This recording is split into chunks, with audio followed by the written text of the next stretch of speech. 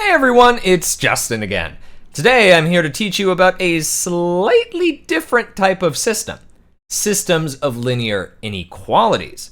You won't find any equal signs in this lesson. Nope. Instead, you'll see a whole lot of inequality signs, like these. In your last unit, you learned how to graph single linear inequalities. We'll be solving our systems today by graphing, so it's really important that you remember how to do this. Here are two linear inequalities for you to practice with. If you need to refresh your memory on graphing linear inequalities, there's a link in your PDF to that lesson video for you to rewatch. Pause the video here to practice graphing each of these linear inequalities on your own.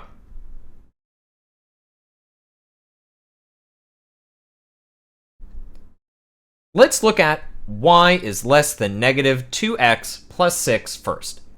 The line itself should match how you would graph y equals negative 2x plus 6 with one big change. Our line needs to be dashed instead of solid. Why is that again? Yeah, the dashed line tells us that points on the line are not actually solutions to the inequality. That's because they make both sides equal, but our inequality says y has to be less than the right side. So both sides being equal won't work in this inequality.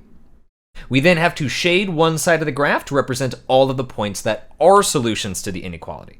Remember, if you're not sure which side to shade, you can always try a test point to see if it's in the side of the graph that should be shaded or not.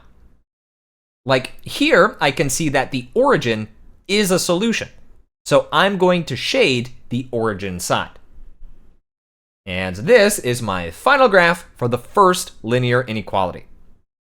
For the second one, we have that y is less than or equal to 3 over 2x minus 3. This line is going to be solid, since the inequality symbol is less than or equal to. We'll plot it in the same exact way we would for y equals 3 over 2x minus 3. Draw in our solid line, and now we have to decide which side to shade. I always like using the origin as my test point when I can, because the zeros make the calculations a lot quicker for me to do. The origin is not a solution to this inequality, so I know not to shade that side of the graph. Instead, I'll shade the other side to get my final graph. So if this is how we represent and can tell what the solutions to these individual linear inequalities are, what do you think will happen if we look at a system of linear inequalities? Instead of looking at each of these as an individual linear inequality, what if we put them together as a system of linear inequalities and put both of their graphs on the same coordinate plane? Now, what would the solution be for these inequalities as a system? Well, remind me, what does it mean for a point to be a solution to a system? Yeah, it means that the point makes both of these equations, or in this case, inequalities, true. So all of these points shaded here are solutions to the top inequality, and all of these points shaded here are solutions to the bottom inequality. Where are the points that are solutions to both of them? The blue space is solutions to the top inequality, and the orange space is solutions to the bottom inequality. So this area here, that is both blue and orange, represents points that are solutions to both inequalities. So being able to see the overlap of the two shaded areas is really critical to finding solutions in this lesson. Since linear inequalities and systems of linear inequalities have infinitely many solutions, using a visual method like graphing is the best way for us to conceptualize what all of those solutions are. Here's a question. I see that points in this overlapping area, like 2, negative 3 and 1, negative 5, are definitely solutions to both inequalities.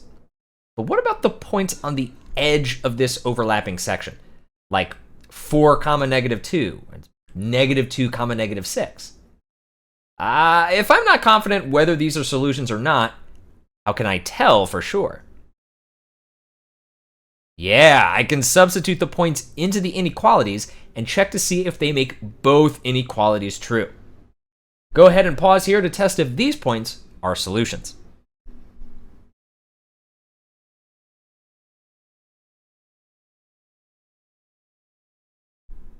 I tested both points too, and I got that 4, -2 is not a solution to the system.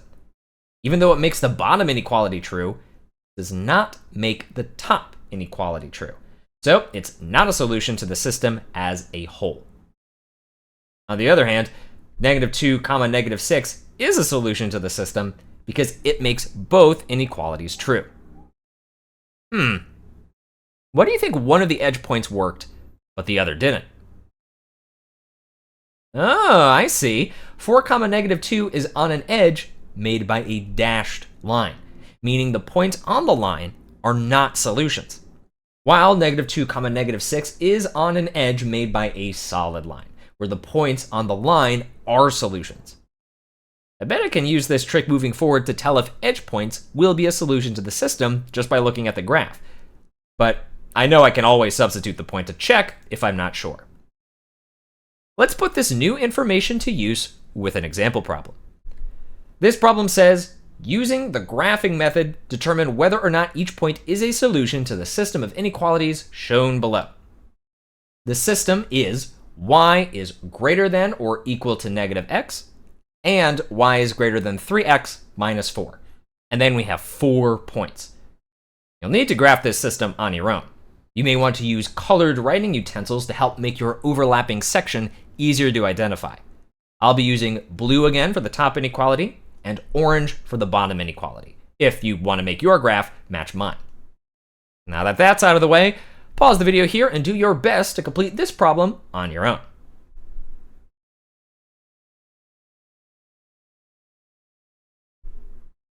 Here's the graph of the top inequality with a solid line, and here's the graph of the bottom inequality with a dashed line. Now here's the graph of both of them together. We can see this area here is the section where the shading overlaps, meaning every point inside this triangle is a solution. Keep in mind that this is only a small section of the entire infinite coordinate plane. We could keep extending this graph in every direction to reveal more points within this overlap if we needed to. Let's go through the points one at a time. Here's 0, 0. Is it a solution? Oh, this one's a little tricky because it's on the edge of that overlapping solution area, but notice that it is on an edge that's a solid line. Points on a solid edge of the overlapping section are solutions, so this point is a solution to the system. What about 2, 5? That'd be here on the graph. And yeah, that point is fully inside that overlapping section, so yes, it is a solution. How about 1, -1?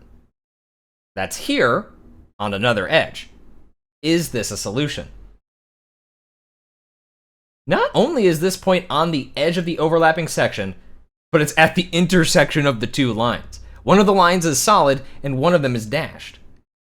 Okay, well that means that this point is a solution to the top inequality, represented by the solid blue line, but it's not a solution to the bottom inequality, represented by the dashed orange line.